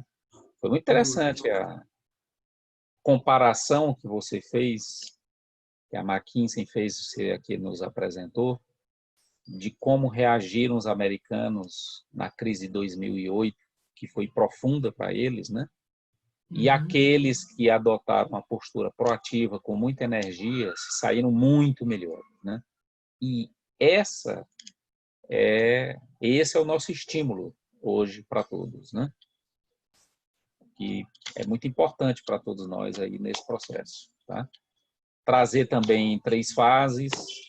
Uma primeira fase voltada para responder com a questão da proteção do caixa, das pessoas, da operação. A segunda de transformação, e foi muito interessante aí até esse momento trazer a transformação com a necessidade da revisão estratégica dinâmica e de poder desdobrá-la com instrumentos que ajudem a ser ágil nessa execução, a exemplo do OKR, né? Isso realmente é muito importante para nós, essa apropriação, porque tem um lado também, quer dizer, método é muito importante, mas eu preciso entender, me apropriar e usar. O próprio modelo que você teve o privilégio, né, de montar e nos ensinar durante muito tempo, quer dizer, eu passar por uma monitoria, seja ela qual for, mas se for essa, onde eu estruturo um modelo econômico que integra no final com o financeiro e o modelo dedura, se eu usar, vai fazer toda a diferença. Se eu não souber usar, eu vou ficar meio perdido, ou perdido e meio, né? Então, o uso de método é muito importante para que a gente seja ajudado a tomar decisão com informações que clarificam as coisas para a gente. E nós precisamos disso nesse momento. Por isso é que também projeta em diferentes cenários, né? E o outro... Valdemar, isso que você falou é muito interessante, né? Eu quero resgatar aquele comentário que eu fiz daquele hospital em Brasília, que a presidente queria interromper o contrato comigo, meus serviços, né? E eu me dispus a contribuir sem remuneração, né? No dia seguinte, eu me reuni com o time dela e olhei o fluxo de caixa, o modelo que eu havia implantado, esse modelo do fluxo de caixa indireto. Analisei, olhei o endividamento, construí com eles um cenário pessimista até dezembro e tudo mais. Fiquei surpreendido quão saudável estava o hospital. Ou seja, as informações estavam lá, os modelos estavam lá, eles não estavam sendo lidos. E aí eu fui a ela, marquei uma reunião com ela por Zoom, mostrei para ela os números, ela ficou mais tranquila. Em seguida, eu comecei a mostrar para ela o que estava acontecendo em termos de digitalização na área de saúde. E uns 15 dias depois, ela me ligou e falou assim: Haroldo, quero seu trabalho de volta imediatamente. Então, isso é importante para dizer o seguinte: nós somos seres emocionais, racionais, mas emocionais. A gente tem que tomar muito cuidado para a gente não se sucumbir a essa avalanche de informações negativas que chegam a gente. Não estou dizendo para a gente ser alienado e nem dar uma de poliana, mas eu acho que a história da McKinsey a pesquisa da McKinsey é muito legal para dizer o seguinte: nós temos uma responsabilidade de acreditar, empresário tem que ser otimista, mas ser otimista não significa ser inconsequente. Por isso as metodologias, por isso as medições, por isso as projeções, por isso os cenários. Mas tem que usar as metodologias e, como bem disse o Valdemar, aplicá-las, saber ler, discutir, debater. E outra coisa, não se faz mais nada sozinho. Nada. Uma andorinha só não faz verão, essa máxima nunca foi tão valiosa. Você tem que debater, trocar ideias, tentar entender conjuntamente. As coisas funcionam de maneira colegiada, debatida, né? O OKR tem esse mérito também, que é transparência, todo mundo está vendo tudo que está se passando. Não tem nada que propriedade de ninguém, essa informação é minha, ninguém mais tem acesso, não existe mais isso, né? Então, muito bem dito isso que você falou aí, Valdemar. Então, assim, vamos nos manter otimistas, saudáveis em termos de otimismo, porque é fundamental. A vida vai continuar. Esse Brasil tem muito consumidor, tem muita gente, tem muito recurso. Nós temos que pensar nisso. Tá certo? Eu acho que assim, eu penso assim e estou convicto que quem pensar assim, a exemplo da pesquisa da McKinsey, vai sair mais forte lá na frente. Eu falo isso em empresas individualmente. Tem colegas meus que estão falando: eu não vou montar aula digital de jeito nenhum, porque vão tomar a minha aula. Isso é bobagem. Conhecimento Agora não tem dono mais, não. Conhecimento hoje é de graça. Acabou isso, entendeu? Então, individualmente e as organizações têm que pensar dessa maneira. É isso. Sem dúvida. E, assim, teve um outro aspecto que aí já foi para a terceira fase que você trouxe atenção, através do ciclo da pesquisa, das pesquisas que o Jim Collins faz, e há mais de 30 anos ele faz isso, tem um vasto banco de dados, a gente poder realmente refletir sobre o cuidado quando estamos na liderança e também, neste caso, refletir quem está em segmentos que não foram afetados, que precisaram se reorganizar para atender a demanda. Porque se a gente não tiver cuidado, porque a gente tem, digamos, duas situações aí na nossa percepção. Uma situação é crescer, que foi o seu recado, eu preciso retomar para crescer, né? Você até, se eu não me engano, você disse que o crescimento é importante, um importante drive de criação de riqueza. E sempre envolve risco. Daí a importância de a gente entender ganhos e riscos, tomar decisão e seguir em frente, né? Mas aí você traz esse aspecto do crescimento. Então, para as organizações muito afetadas, o foco é crescer por necessidade. Para as organizações que estão sob demanda, eu também não posso me acomodar, é crescer por oportunidade. Então, é muito importante essa postura, esse modelo mental firme, olhando para frente, não nos acomodando para que não sejamos atingidos mais à frente, né? Então, a gente lhe agradece, queria que você apresentasse o seu recado final, sua mensagem final, para que a gente possa passar para o Vitor, para os momentos finais aí. Meu recado final é aquela frase final lá, né? Tratar os problemas, encontrar soluções, usando metodologias para a gente não ficar ansioso. E quando a gente consegue construir o diagnóstico, encontrar a solução, é muito prazeroso executar. Vocês são empresários, vocês sabem disso, né? Então, eu desejo a vocês muito sucesso. Para mim é uma honra poder falar para vocês, ser ouvido por vocês. Sempre aprendo muito, sem nenhuma demagogia, com vocês. Minha história na Fundação Dom Cabral tem quase 20 anos e disse outro dia para o presidente da Fundação que eu sou profundamente grato à oportunidade que ela me deu de ter acesso a tantas empresas como eu tenho. E esse acesso me permitiu um crescimento que eu valorizo muito. Então, muito obrigado pela chance e pela oportunidade de ser ouvido por vocês. Me sinto estimulado a continuar ajudando as empresas, estudando, aprendendo, e é muito legal. Obrigado, Valdemar, Vitor, Débora, todos vocês aí, uma boa noite. E vamos sair dessa, gente. Com certeza nós vamos sair dessa. A pergunta é, vamos sair mais fortes ou mais fracos? Eu espero que mais fortes. Tá certo? Muito bem, muito bem. Então, Vitor, por favor, pode fazer o encerramento. Obrigado, Haroldo, pela essa bate-papo de 2 horas que nós tivemos agora, né? O Haroldo, a gente já já nos conhecemos há bastante tempo, e aquelas empresas que passaram por monitoria de finanças no PAEX, como ele mesmo disse, as metodologias foram desenhadas pelo Haroldo e outros professores, mas ele foi um dos que fomentou toda essa construção e a metodologia, né? Então, hoje está implantado em quase todas as empresas que estão acompanhando aqui o comitê, né? E a gente tinha pedido, inclusive, para o Haroldo trazer um pouco dessa experiência dele, que participa de muitos conselhos, o que é que as empresas estão fazendo, o que é que está acontecendo, e foi exatamente isso que ele trouxe, né? Muito obrigado porque é importante nesse momento que a gente está vivendo e nas mudanças que estão acontecendo. Esse otimismo que o Haroldo trouxe também é muito importante. O estudo da McKinsey mostrando aqueles que estão investindo para o novo momento também vai ser de uma importância muito grande para o novo mundo que a gente vai, né? Já estamos voltando agora para algum tipo de atividade, e quem está se movimentando nesse sentido, com certeza vai sair na frente, né?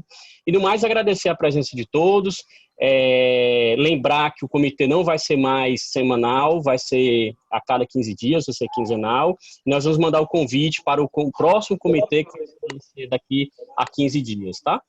E estamos à disposição para qualquer dúvida que venham a ter, tá? Obrigado e boa noite. Obrigado, gente. Obrigado aí. Obrigado, Haroldo. Show. Muito obrigado aí por tudo. Excelente Obrigado, um prazer muito obrigado grande. a todos. Prazer muito grande.